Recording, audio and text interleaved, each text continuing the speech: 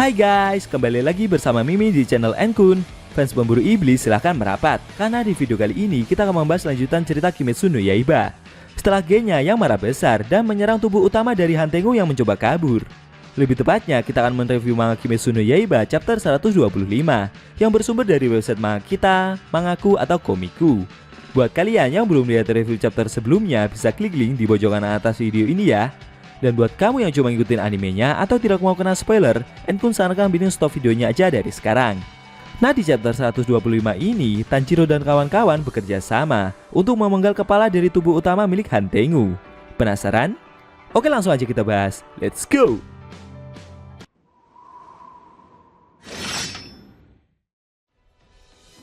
Di awal scene kita diperlihatkan Tanjiro yang menyadari jika tidak lama lagi matahari akan segera terbit.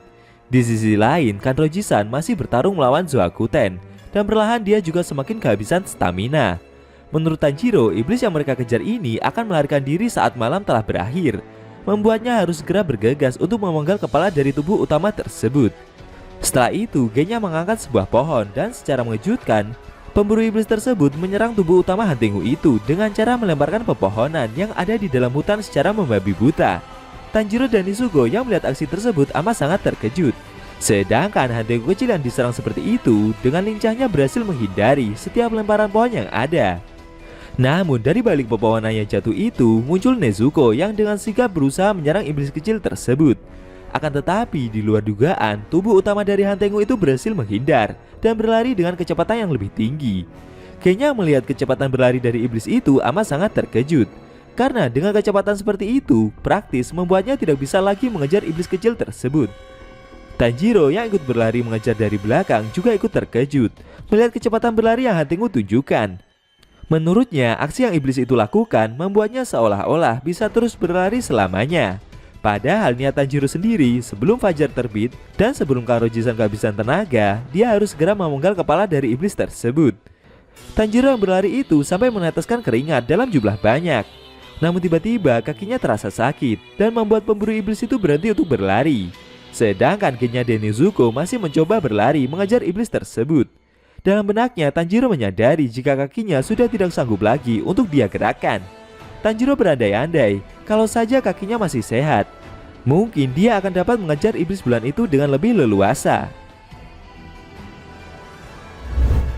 Sesaat Tanjiro terdiam. Dia jadi teringat dengan perkataan Zenitsu tempo hari tentang fokus utama dari pernafasan petir yang berasal dari kaki mereka. Menurutnya mungkin hal itu cukup sulit dipahami oleh Tanjiro, apalagi dia bukan pengguna nafas petir. Setelah Tanjiro bisa memahami tentang ukuran otot di kakinya sendiri, maka dia bisa langsung masuk ke dalam mode fokus secara penuh. Dan itulah yang sering guru Zenitsu ajarkan kepadanya. Setiap serat otot dan setiap pembuluh darah yang ada, alirkan udara pada kedua bagian tubuh itu, lalu fokuskan pada kakinya. Setelah itu, hempaskan dalam sekejap seperti petir yang menyambar di udara. Sambil melihat kakinya dan mulai mengatur nafas, Tanjiro mengingat pesan dari temannya tersebut. Tiba-tiba pemburu iblis itu bergerak dengan kecepatan kilat. Gerakan tersebut membuat Genya dan Izugo jadi amat sangat terkejut. Hantengu yang lari itu juga kaget. Lalu dengan sigap, Tanjiro yang bergerak cepat itu langsung mengayunkan pedangnya dan berusaha memenggal leher iblis tersebut menggunakan tarian dewa bara apinya. Perlahan leher iblis itu mulai teriris. Tanjiro terus mendorong pedangnya dan berusaha mengeluarkan seluruh kekuatan yang tersisa. Hantengu yang coba dipenggal itu mengeluh dan mengucapkan kata seperti terbata-bata. Secara tak terduga, tubuh iblis bulan tersebut membesar dan dia jadi emosi berat melihat perbuatan yang Tanjiro lakukan. Lalu Hantengu malah mencoba untuk mendekat pemburu iblis itu menggunakan kedua tangannya. Tanjiro terkejut. Dia tetap berusaha menjaga kuda-kudanya dan mencoba menebas leher iblis bulan atas tersebut. Hantengu yang terus menggenggam tubuh Tanjiro itu malah semakin berteriak dengan sangat lantang. Dia meminta pemburu iblis itu untuk tidak mengganggunya karena dia adalah orang yang lemah. Namun dengan sigap Genya datang membantu. Dia mencoba untuk melepaskan Tanjiro dari genggaman iblis bulan tersebut. Genya yang mendengar perkataan dari Hantengu barusan ganti berteriak dan protes. Menurutnya iblis itu sungguh bodoh dan pikirannya benar-benar tidak masuk akal. Di luar dugaan, iblis bulan itu malah membuka mulutnya dan berencana menyerang mereka dengan gelombang ultrasonik. Akan tetapi dengan sigap Nezuko datang menyerang iblis itu menggunakan jurus darahnya dan membakarnya tanpa ampun. Serangan tersebut membuat tenaga dari iblis itu berkurang. Melihat hal itu, Genya terus berusaha melepaskan cengkraman iblis tersebut sekuat mungkin dan akhirnya membuat lengan dari Hantengu sampai putus. Tanjiro sendiri terus berusaha mendorong tebasan pedangnya itu. Di sisi lain, efek dari jurus darah itu membuat Genya juga terkena kobaran api yang menyebar dari tangan Hantengu sebelumnya. Hal tersebut bisa terjadi itu dikarenakan Genya telah memakan bagian dari tubuh iblis yang mereka lawan sebelumnya. Tanjiro yang dibantu oleh Nezuko itu terus mendorong pedangnya tersebut. Serangan itu membuat Hantengu sampai terpeleset dan jatuh ke dalam jurang dengan sangat keras. Dari atas tebing ada Genya yang mencoba meneriaki kedua rekannya tersebut. Perlahan dari balik debu dasar jurang itu terlihat Hantengu dan Nezuko yang telah terkapar. Tapi meski sudah terluka parah dengan pedang yang menancap di lehernya itu, Hantengu masih dapat berdiri dan mencoba untuk meregenerasi tubuhnya. Dalam benaknya, Hantengu merasa jika kondisinya sekarang ini sungguh sangat gawat karena kekuatan regenerasi tubuhnya mulai melemah. Hal itu dikarenakan Zohakuten telah menguras terlalu banyak kekuatannya, membuat Hantengu harus segera mencari sumber protein dan menemukan manusia untuk dia makan. Sambil terus berjalan sempoyongan, Hantengu mulai mencium bau manusia di sekitar tempat dia berada. Sedangkan Tanjiro yang terjatuh dan tersangkut di salah satu pohon itu meminta si iblis untuk berhenti. Dia meminta iblis tersebut untuk tidak kabur karena Tanjiro akan terus mengejar Hantengu sampai dia ke neraka sekalipun, dan setelah itu memenggal kepalanya tanpa ampun. Namun tiba-tiba iblis bulan itu melihat beberapa penembak pedang yang berada di balik semak-semak tidak jauh dari tempat dia berdiri.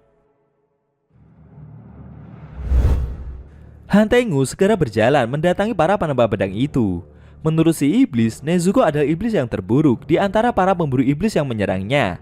Karena aksi yang iblis itu lakukan sungguh membuatnya kerepotan. Tapi pada akhirnya bocah pemburu iblis tersebut tidak bisa memenggal kepalanya. Hantengu ingin fokus untuk mengembalikan staminanya terlebih dahulu. Barulah setelah itu menyelesaikan pertempuran yang terjadi. Di sisi lain, Tanjiro segera turun dari pohon dan mencoba untuk berlari mengejar Hantengu sekuat tenaga. Akan tetapi secara tak terduga, dia dilempari pedang oleh seseorang dan pedang tersebut mendarat tepat di depan pemburu iblis itu. Tanjiro yang melihat pemunculan pedang tersebut jadi terkejut dan kebingungan. Dari atas tebing ada seseorang yang berteriak dan memintanya untuk menggunakan pedang tersebut. Ternyata yang melemparkan pedang barusan adalah Muichiro. Di sana dia sedang berkelahi dengan Hagane Tsukasan dan Kanamori-san. Hagane Tsukasan meminta mereka semua untuk menghentikan aksi tersebut karena kondisi dari pedang yang dia tempa itu baru selesai di tahap pertama saja. Tapi Muichiro yang dicekik itu berteriak dan meminta Tanjiro untuk segera menebas leher iblis tersebut. Muichiro mengingatkan jika sebentar lagi matahari akan segera terbit.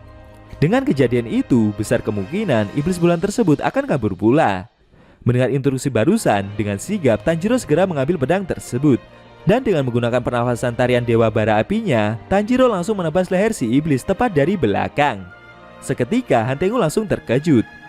Perlahan dorongan tebasan pedang itu semakin dalam, dan akhirnya Tanjiro berhasil memenggal kepala dari Hantengu. Di luar dugaan ya guys, Tanjiro berhasil menebas leher Hantengu menggunakan pedang peninggalan dari Yorichi. Apakah dengan serangan tersebut akan membuat iblis bulan atas itu akan benar-benar mati? Lalu bagaimana nasib dari Kanroji-san yang saat ini sedang bertarung melawan Zohakuten tersebut? Sayang sekali scene cerita manga Kimetsu no Yaiba chapter 125 telah berakhir.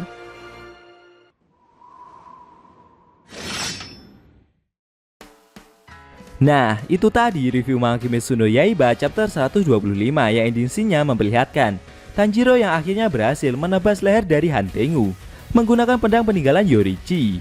Meski pedang tersebut baru selesai ditempa di tahap pertama, ternyata pedang itu masih amat sangat tajam ya guys.